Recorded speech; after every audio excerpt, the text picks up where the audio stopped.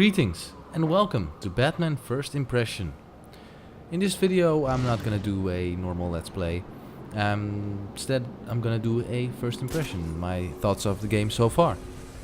First off, I would like to say that the normal game company that makes the Batman games, Rocksteady,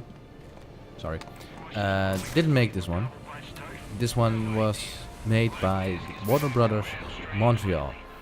And I have to say, well done. Really well done.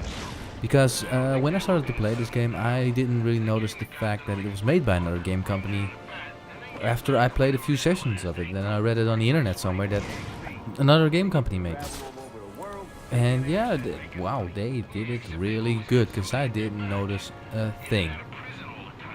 Mainly because usually when a game company takes over or tries to make a sort of sequel, prequel, or whatever you want to call it, they usually mess it up real bad, or they change the way it works in such a way that it isn't enjoyable for the hardcore fans.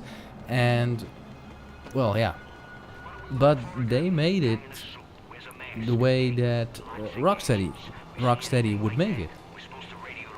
So I was really impressed by that, because you would usually, find something different, and I didn't find anything different about it. The fighting system is still as solid as always. It's still great fun to beat up bad guys and play with the gadgets and the whole shebang. I love it. It's really great. Now this time around they've also added a sort of B-list type of villains in this game, and I have to say that's nice, yeah. And this time around it doesn't rely as heavily on the A-list enemies or villains, whatever you want to call it. So now we also get a sort of little insight about the B-list villains, because some I've heard of, some I know, some I know a little about. So now it's very interesting to see the sort of background information we get about these villains. So, good thing, really good thing. Also, another thing that they added is a bigger map. Now, that's great.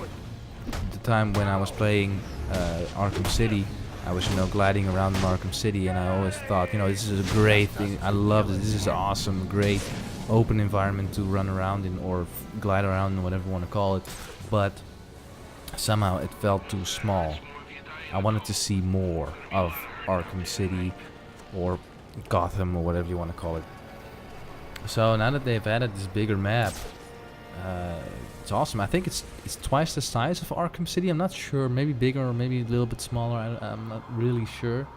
I think it's bigger. So yeah, it's a good thing. But on the other side, it's also a sort of bad thing, because for me, it's the biggest change they've made to the game. Add a bigger map.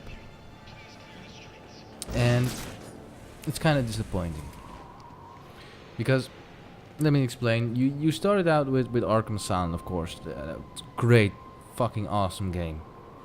This is the first real Batman game, I would like to say it. You could run around the Batman, you could beat up guys, and really beat up guys like Batman would beat up guys, or thugs, whatever you want to call it, or girls, because he also beats up girls. Villains, of course, but never mind. And you could run around and use your gadgets, and it was a good experience. It tasted for more. And then Arkham City came out, and it changed a lot of things. Some people didn't like it, but I did. I loved it. You could now have a bigger map, and you could use gliding more, and you get a rappel gun, which they could have easily just left out, because they could have easily just said, here you have the fact you can glide around and enjoy that, and that's it. No, they added a gun, a rappel gun, to give you a little more boost to glide around in. And they also added Catwoman. And at the time when I saw that the game came out, Arkham City, I was like, yeah, Arkham City, great, and the sequel. And I heard the news that Catwoman was gonna be in it, and I was like, oh, great, love it. I love Catwoman. It's such a great character. And at the time I only knew that she was gonna be in it, but didn't know that she was a playable character. So when I found out you could actually play her, or play with her, however you want to call it, sounds a bit weird, but you know what I mean. I was even more surprised and more excited about that game, because I thought, wow, they've added her as an extra. Also with her, they could have easily just say, you know, this is Catwoman, she's an assistant, or a quest giver, or what you want to call it. Or she could just be someone who could pop up from time to time and give you information. But no, they've added her to play with her, to actually play as her. And not only that, they made her fighting system different. Such a way that she was more faster than Batman, but she would hit less hard. So, you know, you had to work that out. And now we move forward, or backwards, or however you want to call it. We go to Arkham Origins, and what did they add? You know, a bigger map. Okay. What else? Well, okay. Well, we've added a Batcave. Okay. Okay. Well, is there something special about the Batcave? No, you can just run around in it and, you know, see things. Okay. No, that sounds good. Okay. What else?